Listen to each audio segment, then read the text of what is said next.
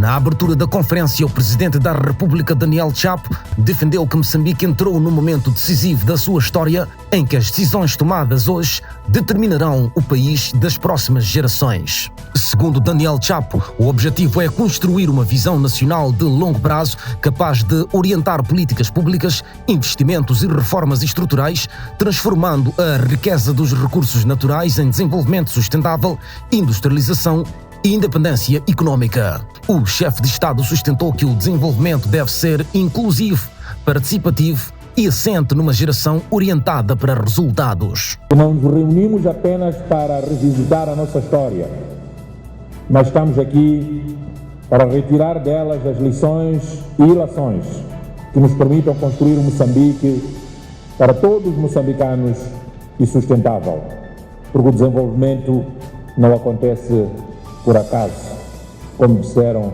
os que me antecederam.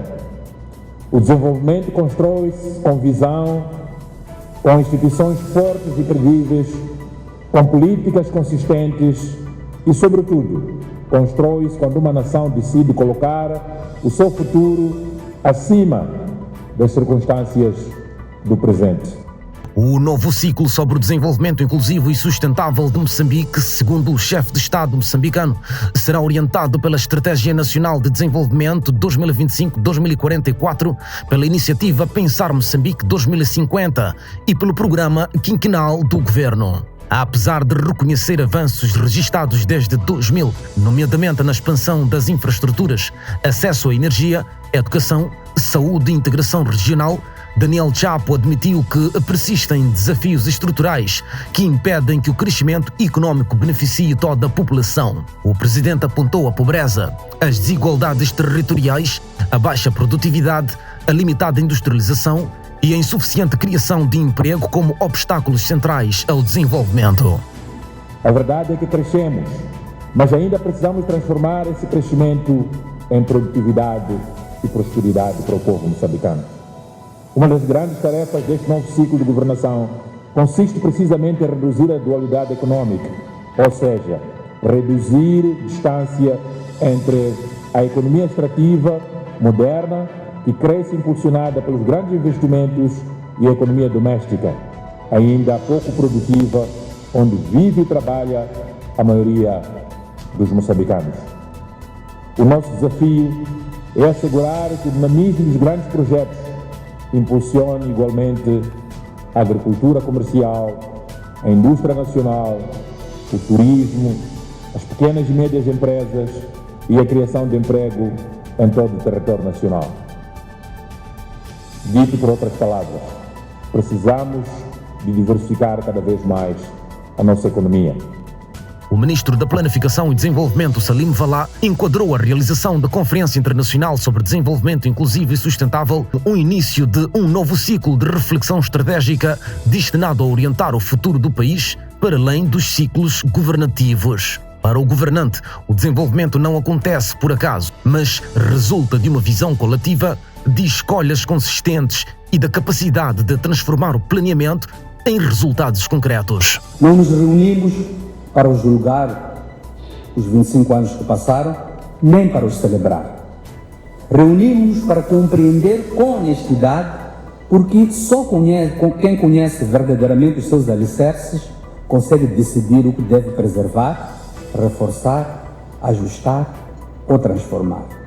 É comum ouvir-se que agora entramos na nova era da riqueza.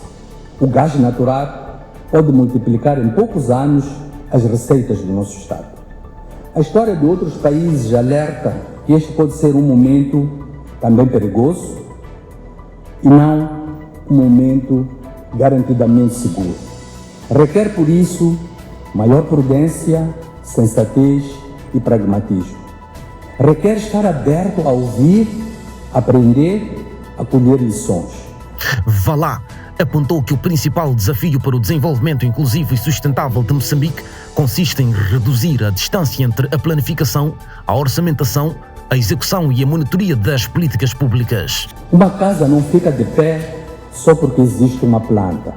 Por isso, sabemos que o maior risco não está em planificar com ambição, está em deixar um fosso entre planificar, orçamentar, executar e monitorar. É esse o fosso que estamos hoje empenhados em fechar para que cada escolha desta conferência se traduza em obra concreta e não em papel. Nenhum arquiteto acrescenta um novo piso sem primeiro avaliar os alicerces.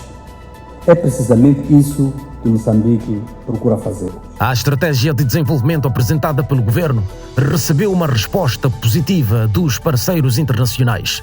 O embaixador da União Europeia em Moçambique, Antonino Maggiore, considerou que o país atravessa um momento decisivo da sua história, defendendo que os próximos 25 anos dependerão menos de disponibilidade de recursos naturais e mais da qualidade das escolhas políticas, da solidez das instituições e da capacidade de transformar visão em resultados concretos. O diplomata defendeu igualmente que o desenvolvimento sustentável deve ser liderado pelos próprios moçambicanos, cabendo aos parceiros internacionais apoiar essa visão. Governar é responder aos desafios do presente, mas liderar é preparar o futuro.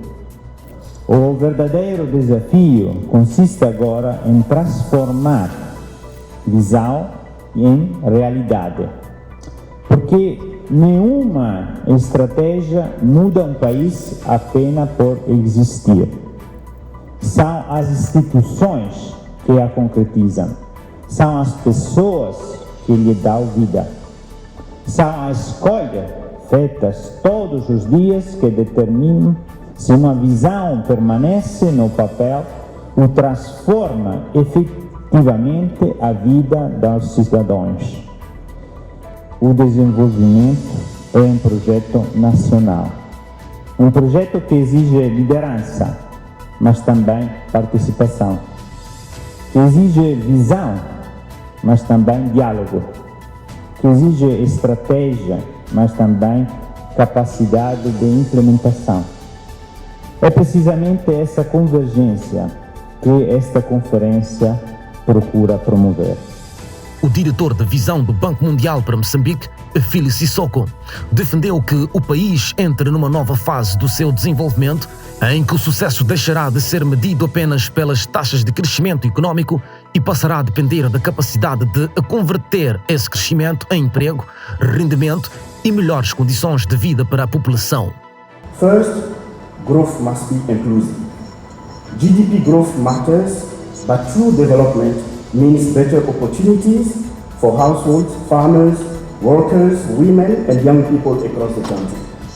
Second, natural resources are an opportunity, not a guarantee. Mozambique gas and mineral wealth can transform the country only if it is converted into productive assets, infrastructure, institutions, education, health and jobs. Third, diversification is essential. No country sustains prosperity on a narrow economic base.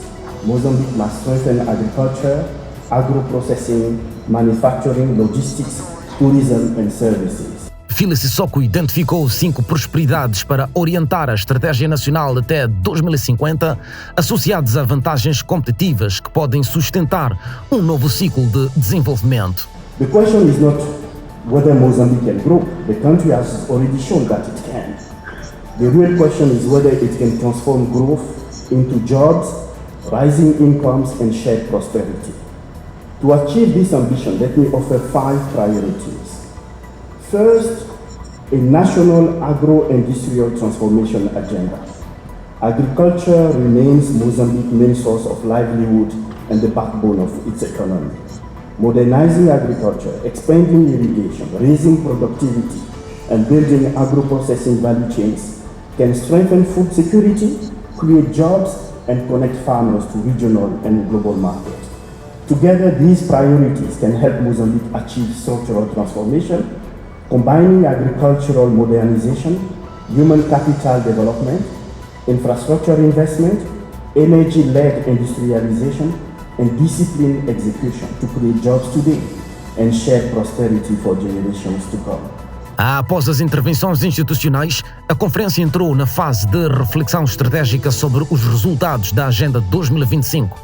O antigo presidente do Banco Africano de Desenvolvimento apresentou um dos diagnósticos mais abrangentes da conferência. A Akimuma Adesina propõe 5 pilares para transformar Moçambique.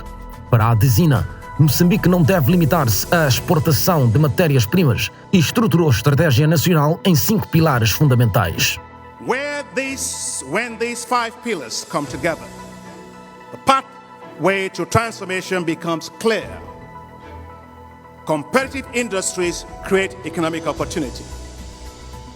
Human capital creates capability. Regional connectivity creates access. Resilient institutions create confidence. Strategic partnerships create scale.